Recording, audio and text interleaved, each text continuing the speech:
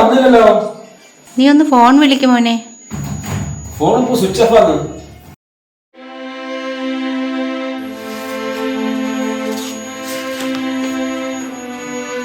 എന്നെ അന്വേഷിക്കണ്ട. ഫാൻസി കട നടത്തുന്ന ഒരു ചേട്ടനുമായി ഇഷ്ടത്തിലാണ് ഞാൻ. എനിക്ക് അദ്ദേഹം ഇല്ലാതെ ജീവിക്കാൻ പറ്റില്ല. എന്നോട് ക്ഷമിക്കണം, ഞാൻ പോകുന്നു.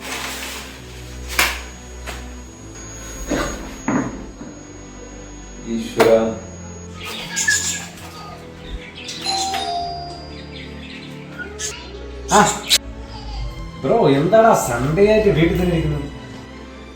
ജീവിതം തുഴഞ്ഞിരിക്കുകയാണ്. എൻ്റെ ഭാര്യ എന്ന് പറഞ്ഞ ആ വഞ്ചകയില്ലേ, അവളത്തിൻ്റെ കൂടെ പോയി. ഇനി ഞാൻ എന്തിനാടാ ജീവിക്കുന്നത്? നീ ആർക്ക് വേണ്ടി ജീവിക്കുന്നത്? എനിക്ക് മടുത്ത്.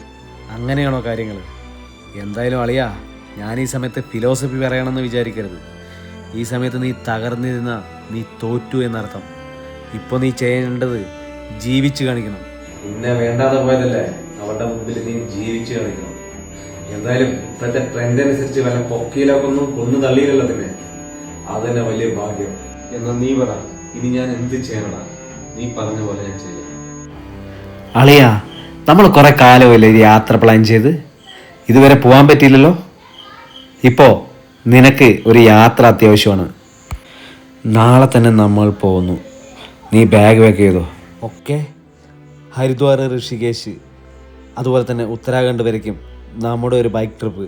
എത്ര ദിവസമാണെന്നൊന്നും അറിയില്ല, പക്ഷേ നമ്മളൊരു യാത്ര പോകുന്നു. എന്തു തന്നെ സംഭവിച്ചാലും ലൈഫ് മസ്റ്റ് ഗോ ഓൺ. ഈ ലോകം വളരെ വലുതാണ്. നമ്മളെ വേണ്ടാത്തവരെ ഓർത്ത് പാഴാക്കാനല്ല നമ്മുടെ ജീവിതം.